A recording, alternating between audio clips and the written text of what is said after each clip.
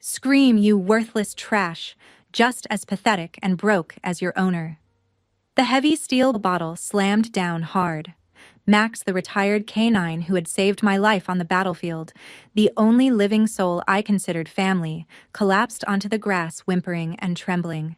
Standing right in front of me was Julian Reyes, my 19-year-old Silver Spoon nephew, laughing sadistically into a live stream camera. In that punk's eyes, violently attacking a harmless homeless woman's dog was the perfect bait for views.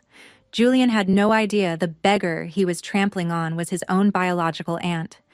And the biggest mistake of that arrogant kid's life was personally unlocking the cage of a monster.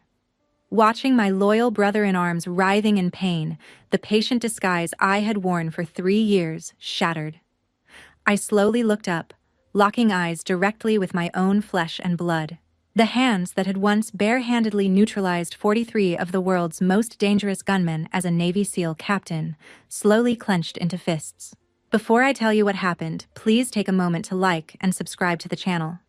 But only if this story resonates with you, and let me know in the comments where you are watching from and what time it is where you are. My clenched fists in the park dirt sent a jolt straight through my spine, dragging me 30 years backward to the exact same tension locked inside a 15-year-old girl's body.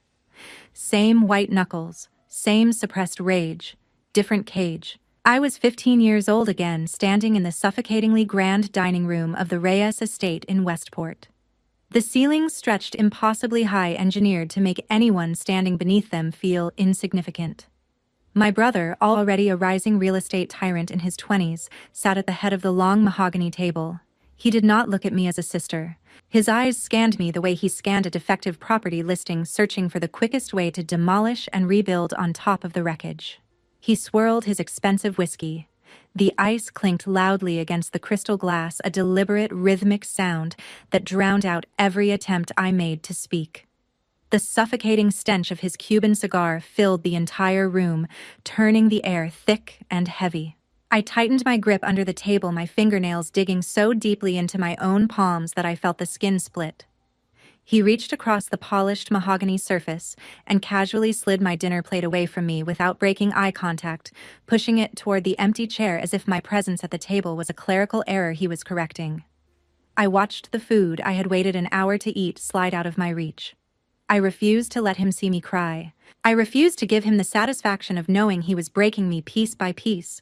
He thrived on fear, demanding absolute submission from everyone who lived under his roof. To him, my existence was merely an inconvenience, a flaw in the perfect image he was projecting to the elite circles of Westport. I stood there in complete silence, realizing that in this house, blood meant absolutely nothing compared to control. My brother methodically isolated me from the rest of the world over the following years. He gaslit our aging parents into believing I was mentally unstable and rebellious, successfully painting me as the shameful stain on his perfectly curated public image. He controlled who visited me, who spoke to me, and who acknowledged my presence at family functions. He actively intercepted my college applications, replacing them with fake rejection letters he had forged himself just to watch my hope die. I found the torn remnants of my real acceptance letters buried deep in his study's wastebasket, along with a yellow legal notepad covered in his handwriting where he had practiced the university registrar's signature over and over until the forgery was flawless. The careful, patient repetition on that notepad chilled me. This was not impulsive cruelty. This was engineered destruction. When I confronted him walking into his massive office with the torn papers clutched in my trembling hands, he did not even look up from his financial reports. He casually tapped his solid gold pen against the leather desk mat, the rhythmic sound echoing in the cold room like a metronome, counting down the seconds of my dignity. "You are a liability," he sneered, his voice dripping with weaponized arrogance and cold calculation. "I am the architect of this family's future. You are just the dirt I build upon." I did not scream at him. I did not throw a tantrum or beg for his love. I simply stepped back, feeling my facial muscles lock into a mask of pure ice. In that exact moment, the vulnerable little sister died, replaced permanently by a cold observer analyzing a hostile target. Fighting him with tears was useless. I needed a tactical escape. The final breaking point came a few months later at his lavish engagement gala. I was forced to attend stuffed into an itchy, suffocating designer gown that I had no say in choosing paraded around, like the problematic little sister who needed to be fixed and displayed. We were standing in the center of the grand ballroom surrounded by over 200 of the town's wealthiest elite investors, their diamond-studded wives dripping with jewelry that cost more than most families earn in a decade, and every ambitious politician my brother had already purchased and placed in his pocket like loose change. My brother tapped his silver spoon against his champagne flute, commanding the absolute attention of the entire room. The chatter died instantly. He raised his glass, his eyes locking onto mine with a cruel, predatory gleam. He smirked, pointing directly at me in front of hundreds of people, making sure every single set of eyes in the room followed his finger to my face. And to my little sister, whose only talent is draining the trust fund I manage for her. Let us hope she finds a husband blind enough to ignore her complete lack of ambition. The crowd erupted into polite, mocking laughter, their eyes burning holes into my skin. I felt every gaze like a lit match pressed against my neck. The humiliation scorched my throat like acid, but I swallowed it down. I refused to break character. I did not argue or run away crying. I looked him dead in the eye and set my crystal glass down on a passing waiter's tray with a sharp, definitive click. The decision was made in that exact microsecond. I was done playing the victim in his twisted game of power. At 3 a.m, while the massive mansion slept off its drunken arrogance, I moved with silent precision. I packed a single heavy canvas duffel bag with only the barest essentials. I stripped off the expensive diamond necklace and earrings, leaving them entirely on the mahogany dresser arranged neatly beside a perfume bottle I had never asked for. By doing this, I was officially abandoning the wealth of the Reyes family. I walked out the back service door, my boots crunching softly on the gravel driveway, leaving the iron gates of the estate behind me forever. I did not look back at the towering mansion that served as my luxurious prison for 15 years. As I boarded the early morning Greyhound bus heading toward the military recruitment center, I looked out the dirty, scratched window at the fading city lights of Westport.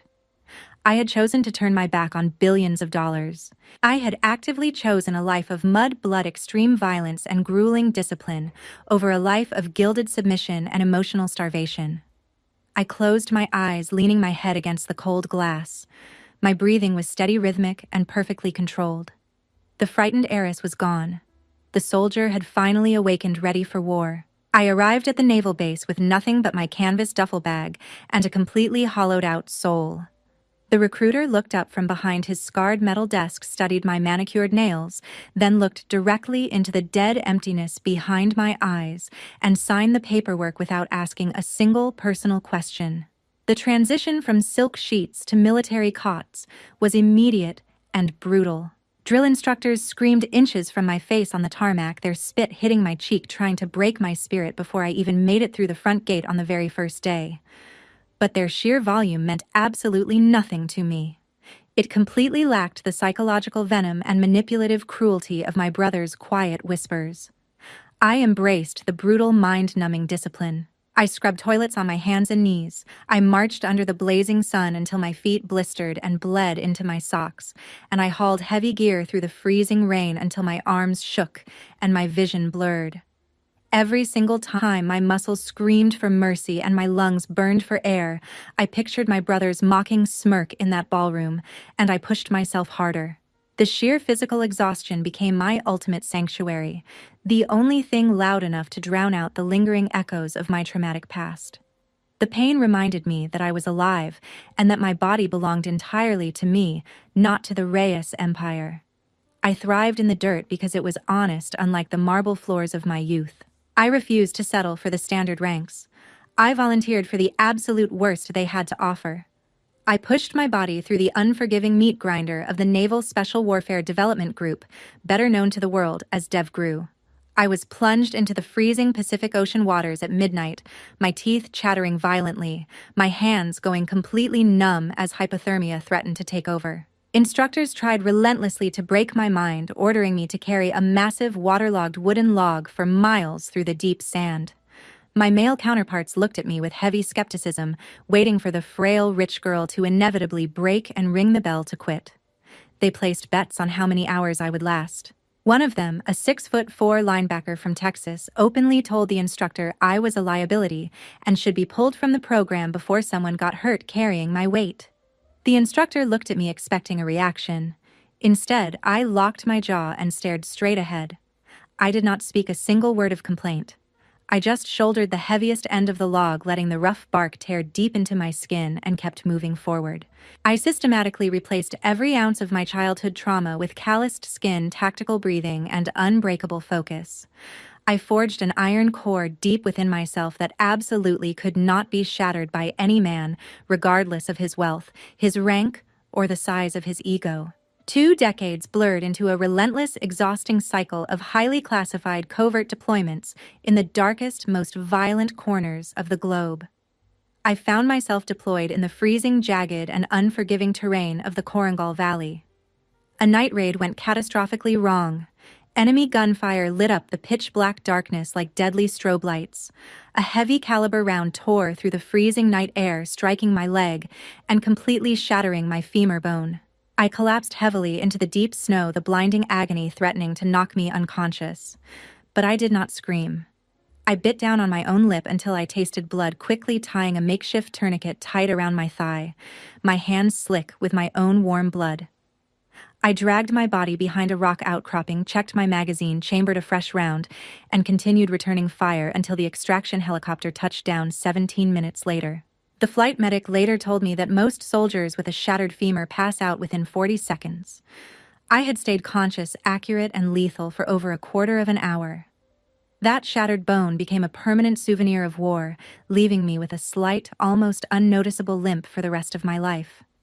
A physical reminder of the brutal price of true survival, a badge of honor proving I could endure horrors my brother could never even comprehend inside his sheltered billionaire bubble.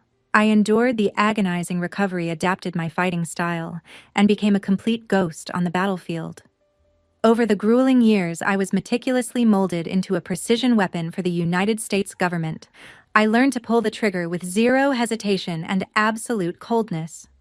I neutralized 43 of the world's most dangerous gunmen across 3 continents and countless unmarked graves. I found my absolute worth and validation not in offshore bank accounts or luxury sports cars, but in extreme lethal competence. I sat alone in the dimly lit armory after my final classified mission, rhythmically breaking down my sniper rifle, scrubbing the black carbon residue from the bolt carrier. The metallic clicks of the weapon reassembling soothed my frayed nerves, the way a lullaby never did, the way my brother's voice certainly never did.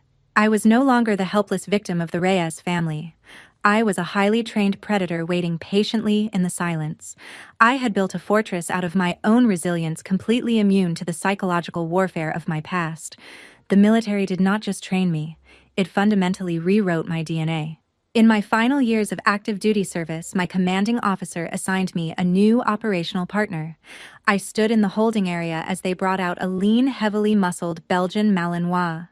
This was Max, a highly decorated active-duty dog soon to be known as a retired Tier 1 military K9. The handler nervously warned me that the dog was highly aggressive, deeply traumatized, and dangerously unpredictable around new personnel. He said 3 handlers before me had been bitten. The last one required reconstructive surgery on his forearm, and the base veterinarian had already submitted the paperwork to have Max permanently retired to a civilian shelter, where he would likely be euthanized within 6 months, because no civilian family would take an animal that dangerous. I ignored the standard safety protocols entirely and walked straight into his wire kennel. Max instantly bared his sharp teeth, a low, menacing growl vibrating deeply in his chest, warning me to back off. I did not flinch or show a single ounce of fear. I slowly dropped to one knee, maintaining unbroken, calm eye contact, and extended my scarred, calloused hand toward his muzzle. Max suddenly stopped growling. He leaned forward and carefully sniffed my knuckles instantly, recognizing the familiar scent of gunpowder, dried blood, and shared trauma that no civilian hand could ever carry. He let out a soft sigh and pressed his heavy, warm head firmly into my open palm.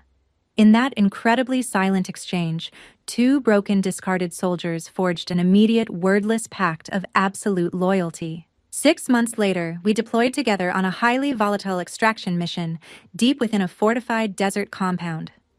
The midday heat was absolutely suffocating, and the air was thick with choking yellow dust that coated my goggles and filled my lungs with grit. We were methodically clearing a narrow, dimly lit concrete corridor when my boot grazed a hidden, nearly invisible tripwire stretched low across the crumbling floor. Time slowed to an agonizing crawl. An improvised explosive device detonated just feet away. A blinding flash of searing heat and concussive force instantly threw me backward. Before the deadly, jagged metal fragments could rip through my chest and end my life, a dark, muscular blur launched off the ground. Max leaped directly into the center of the blast radius, taking the shrapnel to shield me from the worst of the explosion. The immense shockwave slammed us both violently into the crumbling concrete wall. I hit the ground incredibly hard, my vision going black for a full second, my ears ringing with a deafening, high-pitched squeal as the dust settled in a suffocating cloud around us. The thick dust slowly cleared, revealing the horrifying aftermath. I dragged my battered body across the sharp debris, completely ignoring my own bleeding lacerations. Max lay motionless on his side, whining weakly from a severe shrapnel wound on his shoulder. I ripped open my tactical medical kit with my teeth, my hands shaking uncontrollably for the very first time in 20 years of combat. I pressed heavy pressure dressings as hard as I could against his torn flesh, my jaw clenched so incredibly tight that my teeth ached. I screamed for a medic into my cracked radio, but the response was static and distant gunfire. We were 3 miles deep into hostile territory, surrounded by active enemy combatants, and no one was coming. The only way out was on my feet, carrying him. I hauled his limp 60-pound body over my shoulders and carried him for 3 grueling miles through enemy-held terrain to the extraction point. My shattered femur screaming with every step, absolutely refusing to let him die. He miraculously survived the emergency surgery, but the brutal blast left a large, jagged scar across his left shoulder for the rest of his life. As I sat vigil by his metal cage in the sterile field hospital, resting my forehead gently against the wire mesh, I made a solemn, unbreakable vow. He was my true family, now bound by blood spilled in the dirt, not by any name printed on a birth certificate. The severity of our combined injuries ultimately ended both of our military careers. I was officially honorably discharged from the Navy with full benefits and a chest full of medals I never displayed. I immediately rejected every single lucrative private security contract offered to me by various defense corporations. 6-figure salaries, executive protection details for foreign diplomats, government consulting positions at the Pentagon. Every single recruiter told me I was throwing away a fortune. I turned them all down without reading a single offer letter. I craved absolute silence and isolation, away from the relentless greed of humanity.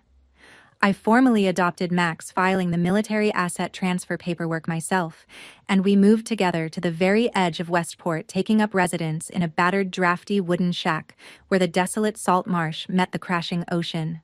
I permanently traded my decorated uniform for faded thrift store coats and scratched, worn-out leather boots. I became an invisible, silent ghost in a town entirely obsessed with wealth and status. Nobody noticed me. Nobody asked my name. Nobody cared about the scarred woman feeding scraps to the big dog behind the abandoned boatyard. I stood on the weathered porch one evening, tossing a tennis ball into the tall grass. Max eagerly retrieved it, dropping it happily at my scarred boots, his tail swinging in wide arcs, his brown eyes bright with a simple, uncomplicated joy that no human being had ever shown me. For the very first time in my entire tumultuous life, I was entirely at peace, protected by the only living soul I would ever truly trust.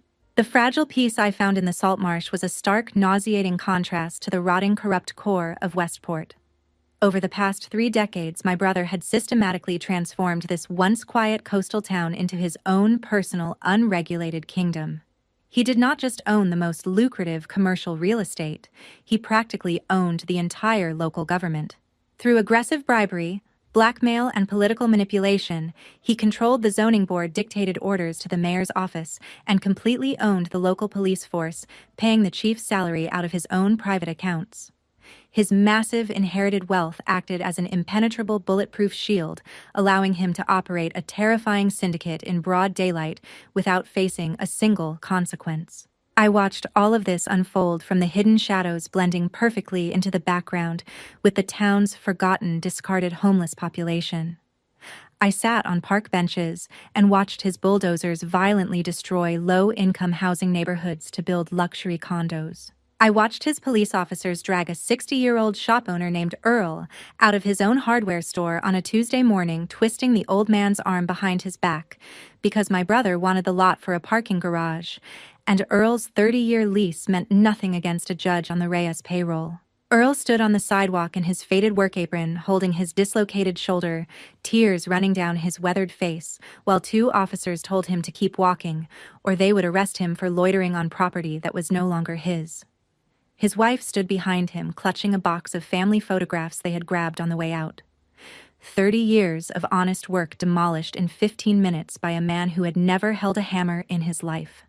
I memorized every detail. I filed it away with the cold precision of an intelligence operative building a case file.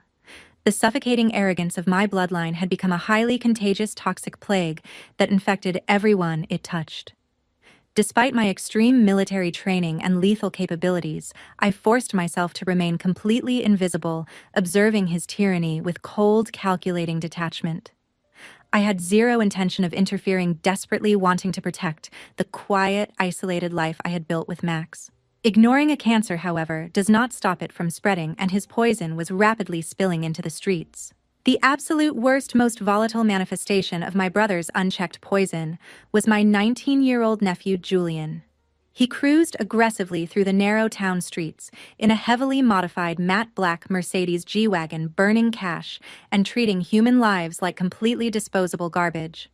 Because he had never faced a single consequence in his entire pampered life, fully shielded by his father's army of ruthless corporate lawyers, he had developed a terrifying God complex. He was constantly flanked by his pathetic, sycophantic accomplices, a clout-chasing, desperate internet streamer, and the cowardly, weak-willed son of the deputy mayor. Together, they treated the streets of Westport like their own private hunting ground. They terrorized local shop owners, smashing windows and daring anyone to file a report, knowing the responding officer would take one look at the Reyes name and close the case before the ink dried. I once watched my nephew throw a full cup of coffee through the open window of a food truck because the vendor took too long preparing his order. The vendor apologized. The police never came. They harassed anyone they deemed beneath their social status and broadcast their extreme cruelty live on the internet to feed their hollow, fragile egos. Apex predators born entirely from unearned privilege, completely oblivious to what real life-or-death violence actually looked like.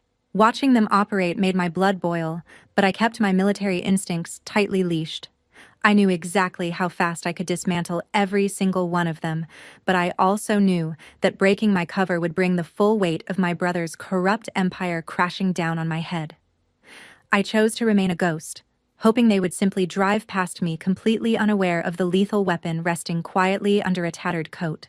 The inevitable collision finally happened on a suffocatingly hot Tuesday afternoon. I was sitting quietly on a weathered, splintering wooden bench beneath the shade of an ancient oak tree in the Central Park, my eyes closed in deep, tactical meditation. Max was resting peacefully on the cool grass directly at my feet, his scarred chest rising and falling with steady, rhythmic breathing. We were doing absolutely nothing to disturb the peace. The tranquility was violently shattered. The deafening roar of a V8 engine tore through the park like an explosion. The massive black G-Wagon violently jumped the high concrete curb, its heavy, oversized tires aggressively tearing up the manicured green grass, and parked illegally just yards away from my bench. The heavy car doors slammed open. My nephew and his gang stepped out, radiating an aggressive, chaotic, and deeply hostile energy that immediately contaminated the air. The streamer raised his expensive smartphone, already recording live to thousands of internet viewers, absolutely desperate to capture a viral moment of cruelty. They laughed obnoxiously, their voices piercing the quiet afternoon air, scanning the park for someone to intimidate.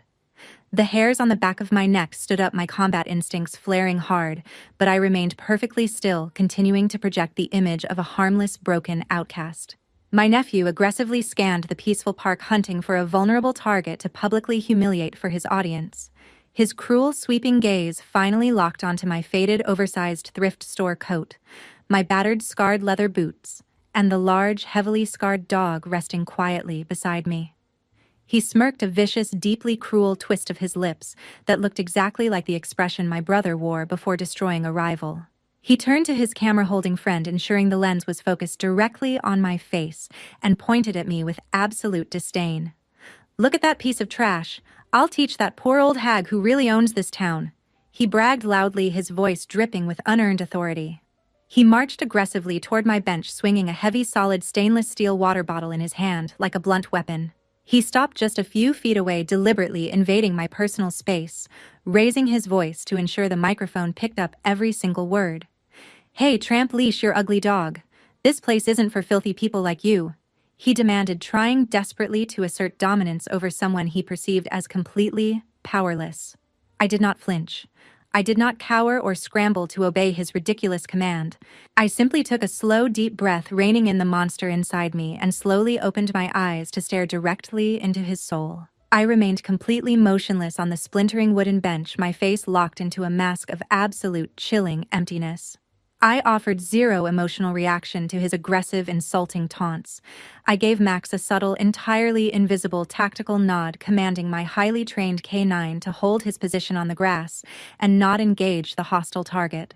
I looked up at the arrogant teenager, my eyes dead and devoid of any fear, and replied with a calm, freezing monotone that cut sharply through the humid air. "The dog is under control. Go on your way, young man," I stated flatly, refusing to raise my volume or show even an ounce of intimidation. My sheer refusal to cower instantly shattered his incredibly fragile, privileged ego. He expected a terrified beggar scrambling to grovel at his feet. Instead, he hit a concrete wall. His face instantly flushed crimson with unhinged, uncontrollable rage.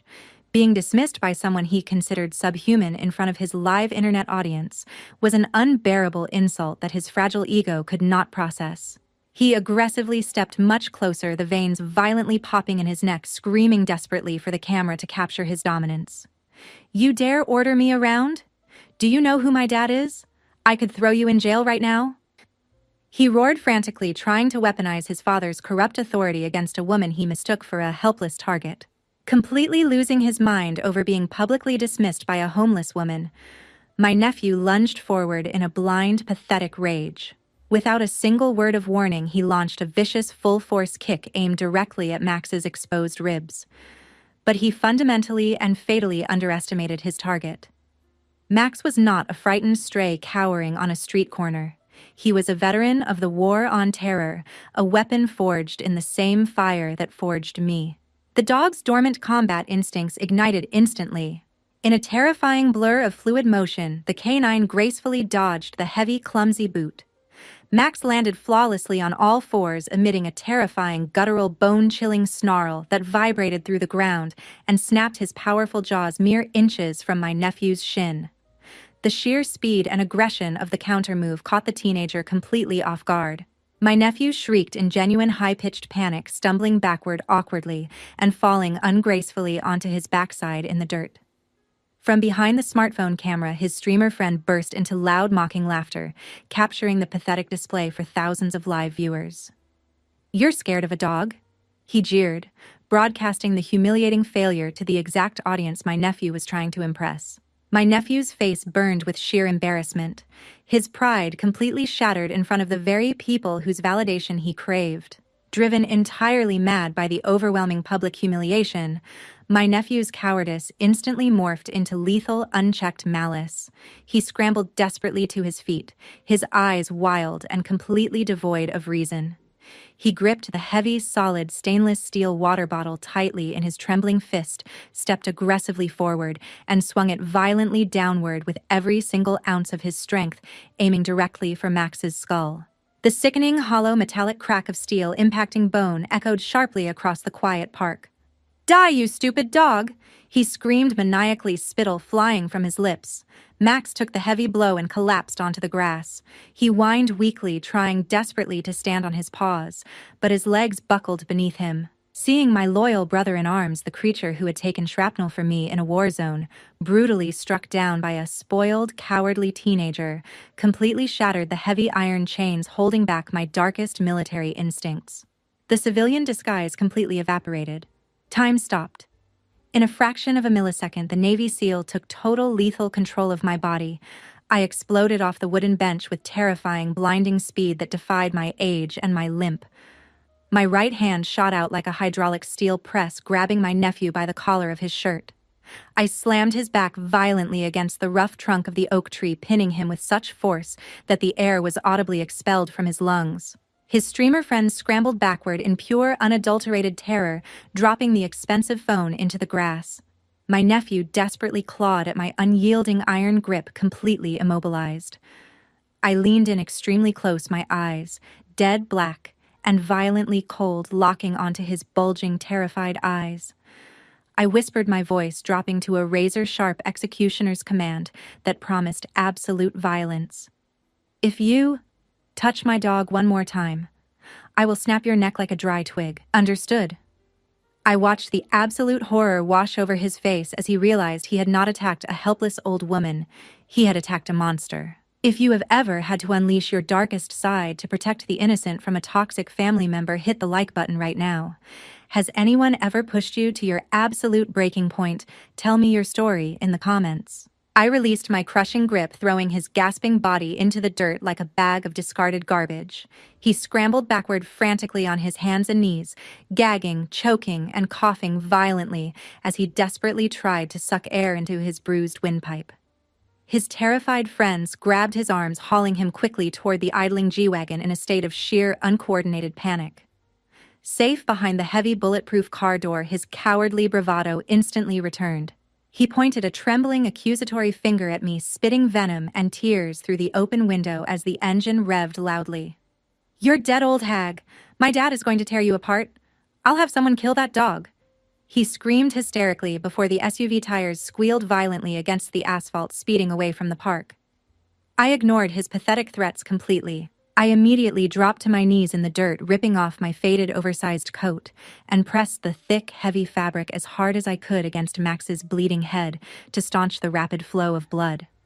My heart rate was steady, but my mind was racing through emergency triage protocols. I knew the local police were coming. I knew exactly what kind of police they were. But my only priority was stabilizing my bleeding family member before the corrupt storm arrived.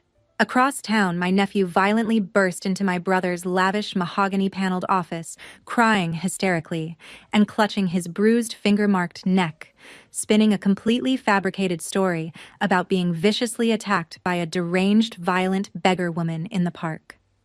My brother, absolutely furious that his untouchable bloodline was disrespected and physically harmed in public, did not bother asking for any facts or evidence. He did not ask to see video. He did not ask for witnesses. He grabbed his private desk phone and immediately dialed the local police chief, his loyal, highly paid attack dog. My brother barked the unyielding dictatorial command into the receiver with absolute authority. "Arrest that tramp at all costs and euthanize her dog immediately. Don't make me repeat myself." He slammed the phone down, satisfied that his money had solved the problem the way it always solved every problem. Meanwhile, kneeling in the dirt of the park with Max's blood soaking through my coat and into the skin of my forearms, I pulled a heavy black encrypted satellite phone from the deep inner pocket of my cargo pants. I dialed a classified secure military number that only 7 people on Earth possessed. Admiral Elena Rostova answered on the first ring, her voice sharp and alert. "Rostova, it's Reyes. Salt Marsh operative compromised. Coordinates marked. Local PD is hostile and purchased. Requesting federal intervention." I stated each word flat, precise, and stripped of every emotion. The Admiral's response was equally cold, a single sentence delivered without a fraction of hesitation. "Hold position, Captain. We are already en route." I ended the call, slipped the phone back into my pocket, and pressed harder on Max's wound. My brother's corrupt syndicate had just declared war on the wrong ghost, and federal justice was now officially inbound. Dusk rapidly settled over the desolate salt marsh. The air inside my cramped, drafty shack was stiflingly hot as I meticulously and carefully stitched Max's severe head wound under the dim light of a single bare bulb. His breathing was shallow, his eyes closed in pain, his paws twitching involuntarily. I worked steadily, pulling the curved needle through his torn skin with the same precise, emotionless efficiency I had used to suture my own wounds in combat zones where no medic was available.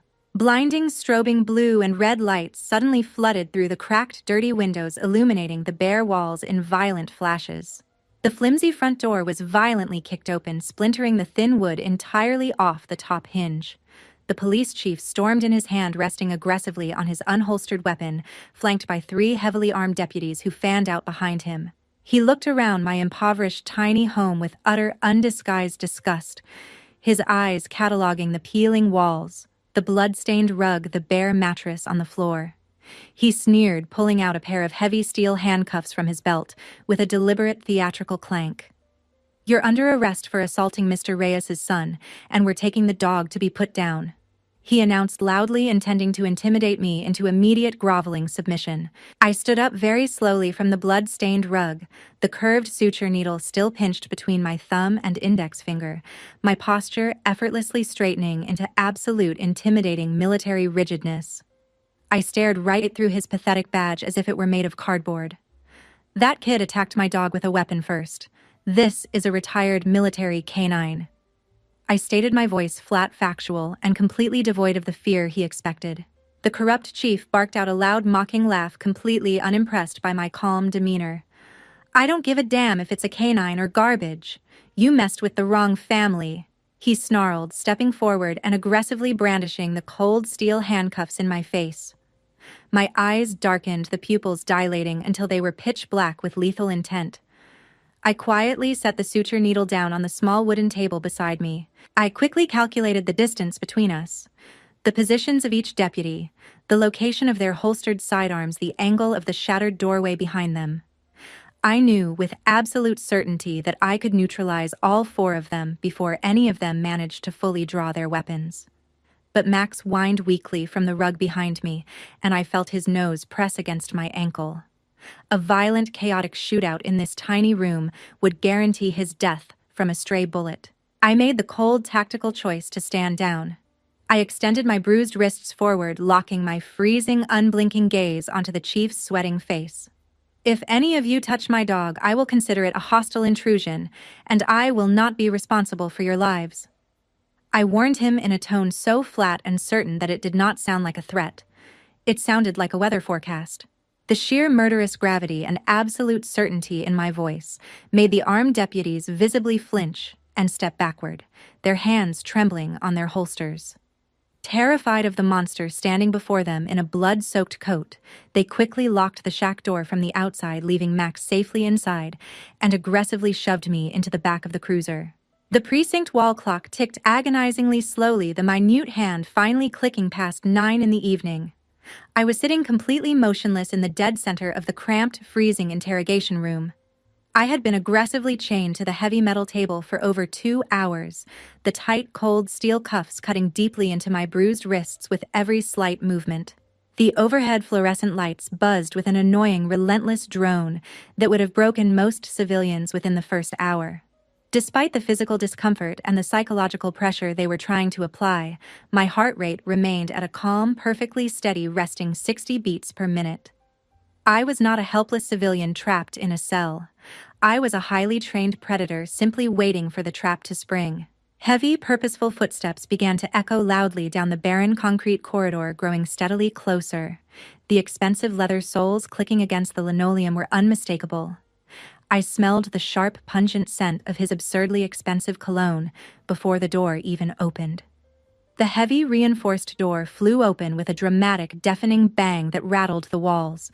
My brother strode aggressively into the tiny room, exuding the absolute, arrogant, unchecked power of a billionaire who truly believed he owned the entire building and every human being inside it.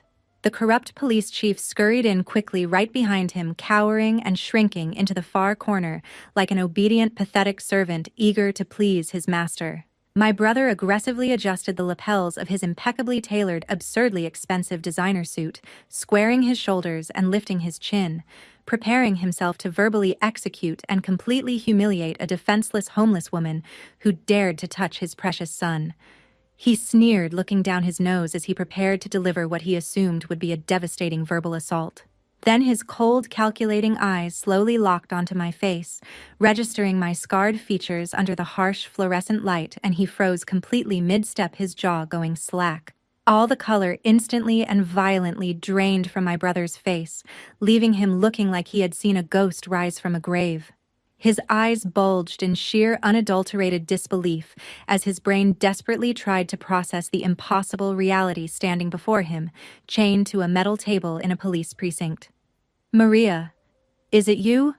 He gasped, his voice trembling slightly as he involuntarily took a step backward toward the heavy metal door. For a brief, fleeting microsecond, there was genuine shock on his face, perhaps even a flicker of buried guilt from 3 decades ago, but any microscopic trace of familial affection or empathy was instantly swallowed whole by his deeply ingrained ruthless narcissism.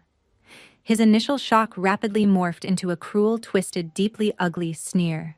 He regained his composure, straightened his tie with a sharp tug, and began to pace slowly around the metal table like a shark circling wounded prey, looking down at my faded, blood-stained clothes and chained hands with absolute unfiltered disgust. "Look at you, a ragged dog. You went to the military for all those years just to end up as this scum. You are the disgrace of the Reyes family. You hit my son? I'll throw you in prison for 20 years to clean up this stain on the family." He spat, leaning down until his face was inches from mine, his voice dripping with venom, fully believing that his immense wealth and corrupt influence still gave him absolute power over my life, completely ignorant of the lethal reality he had just blindly walked into. I did not flinch, nor did I break my stoic composure. I did not raise my voice, nor did I show even the slightest hint of fear or intimidation. I sat perfectly erect in the uncomfortable metal chair, holding my head incredibly high, and stared straight through his expensive, carefully curated billionaire facade as if he were transparent. There was no burning anger in my eyes, only absolute, freezing, terrifying apathy. I spoke evenly, my tone completely flat and devoid of emotion, but I ensured that every single word struck his fragile, inflated ego like a highly calibrated precision missile aimed directly at the center of his identity. "You failed at being a human being, and now you've completely failed at being a father. That Reyes label of yours can't cover up that rotting soul." I stated coldly, watching the words physically impact him like invisible punches. The thick purple veins began to throb violently in his forehead as my psychological strike hit dead center, completely bypassing every defense his money had built around him.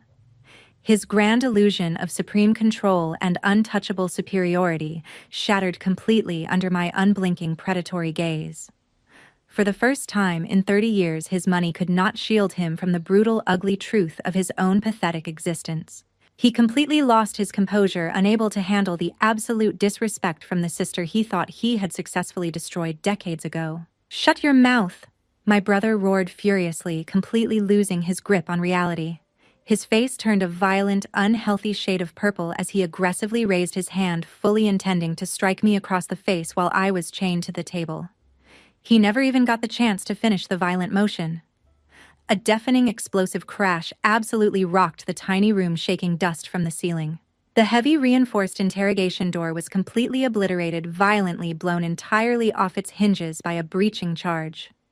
A highly coordinated tactical squad of fully armed federal agents aggressively stormed the tiny room in a blur of black tactical gear and Kevlar, their boots thundering against the concrete floor.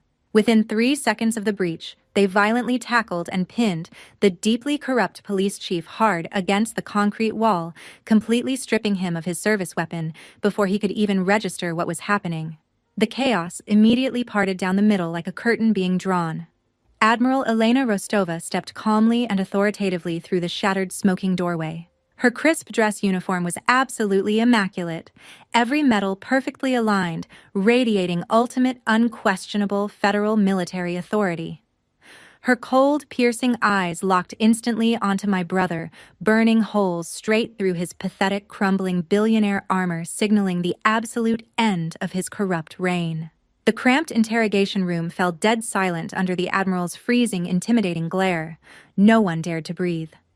She coldly addressed the room formally and loudly announcing my true identity to the trembling, corrupt local men. She stated clearly, her voice carrying the weight of absolute federal authority, that I was Captain Maria Reyes, a highly decorated special operations military hero who had served this nation with distinction for over 20 years, and that Max was a registered, highly classified national military asset with full federal protections under the Military Working Dog Act. She then smoothly pulled a high-tech digital tablet from her aide's hands, forcefully hitting the play button. She coldly informed my trembling brother that elite federal cyber units had already succeeded in restoring the livestream video his son's cowardly streamer friend had desperately tried to delete from every platform in order to hide the evidence of the attack. The crystal-clear, irrefutable video evidence of my nephew's unprovoked, highly violent attack on a disabled military canine played loudly in the tiny room, the sickening sound of the metal bottle hitting bone echoing off the bare concrete walls. My brother's jaw dropped open in sheer horror. His entire fabricated narrative of innocent victimhood was completely vaporized in an instant. Blind, suffocating panic instantly set in, as the absolute reality of the situation crushed him from every direction. My brother began to rapidly hyperventilate, his manicured hands shaking violently as the billionaire armor completely fell apart. Acting entirely on deeply ingrained corrupt instinct, he desperately reached into his tailored designer jacket pocket, hysterically screaming that he could write a massive check, that he could make this all go away, openly trying to bribe the stoic federal agents in the room while a dozen witnesses watched. The federal agents did not hesitate for even a fraction of a second. They slammed his face roughly against the cold concrete wall, aggressively ripping his arms behind his back. They loudly read him his Miranda rights in full, officially and publicly charging him with bribery, fraud, and political manipulation. He sobbed pathetically, begging for a lawyer, his dignity completely stripped away in front of the very police force he used to own. Simultaneously, on the other side of the room, a federal agent aggressively ripped the silver badge clean off the corrupt police chief's chest, letting it hit the linoleum floor with a heavy final thud that echoed through the silent building. The supposedly invincible Reyes Syndicate, the empire that had terrorized an entire town for 3 decades. The machine that had crushed shop owners and silenced journalists and purchased judges, was completely dismantled in less than 60 seconds by people whose loyalty could not be bought at any price. I stood up slowly from the metal table, rolling my stiff shoulders to relieve the agonizing tension that had built over the past several hours. Admiral Rostova stepped forward, gracefully pulling a small silver key from her uniform pocket, and personally unlocked my heavy steel handcuffs. The cold metal fell away, clattering loudly against the table. I quietly massaged my deeply bruised purple wrists and walked slowly and deliberately toward the shattered doorframe where the door used to hang. I paused briefly beside my brother.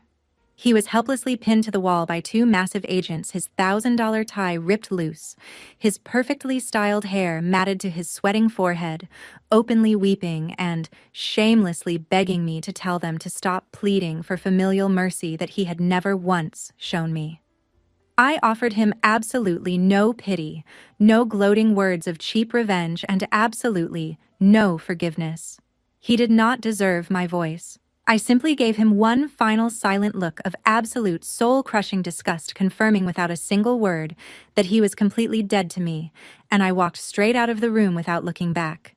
I strode confidently out the front glass doors of the corrupt precinct, pushing my way past the chaotic, swarming scene of arriving federal tactical units, securing every entrance of the building. The incredibly cool, crisp night air immediately hit my face, washing away the suffocating stench of corruption and cheap cologne that had permeated every corner of that building. The loud wailing sirens of federal command vehicles echoed sharply through the dark streets, signaling the absolute permanent end of the Reyes family's tyrannical reign over Westport. I did not bother to look back at the flashing red and blue lights or the destruction of my brother's empire.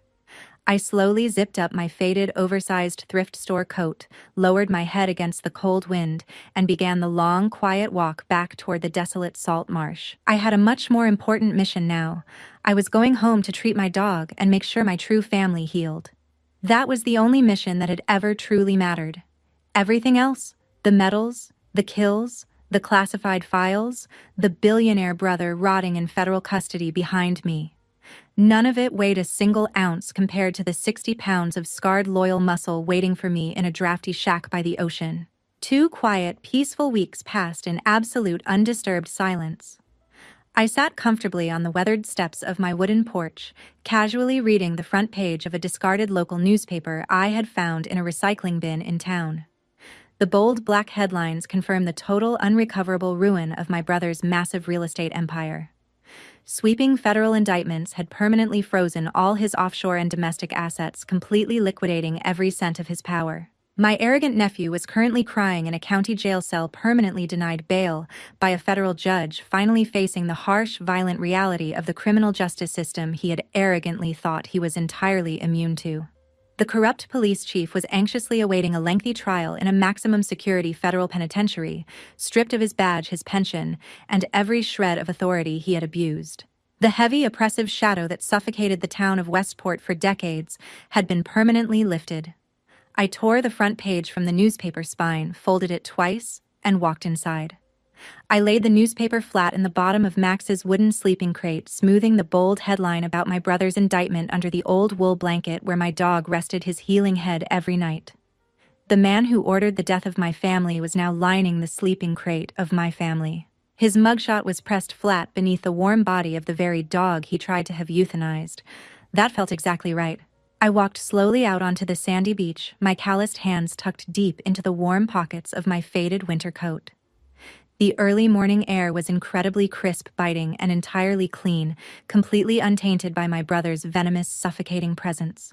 I stopped right at the water's edge, picked up a smooth, flat stone from the wet sand, and skipped it hard across the freezing surface. It bounced 3 times before sinking. I used to do the exact same thing as a little girl standing on the riverbank behind the Reyes estate, long before my brother turned that riverbank into a private helicopter pad. I closed my eyes, taking a deep, unhindered breath of salty air. For the very first time in over 30 long, exhausting years, I felt the crushing, toxic weight of the Reyes family name finally and permanently lift off my scarred shoulders. The psychological war was over. The siege was broken. I was truly, undeniably, completely free. A familiar, cold, wet nose gently nudged the palm of my hand. I crouched down deeply into the wet sand and gently scratched Max behind his soft ears.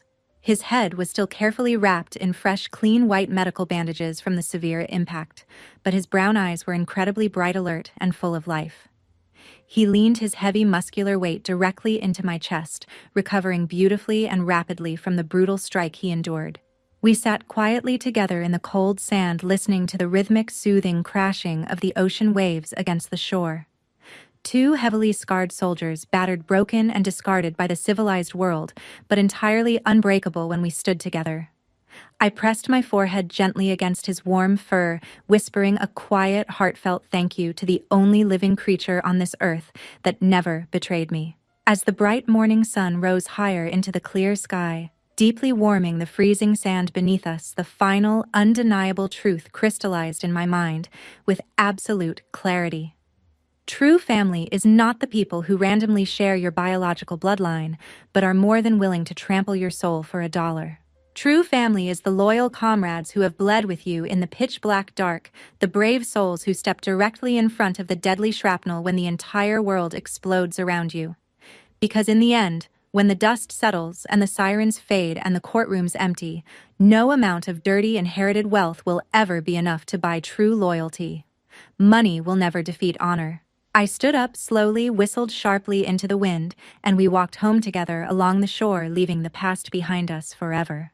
If you believe that true family is proven by loyalty, and who stands with you in the darkest times, not just who shares your blood, please hit the like button and subscribe to the channel.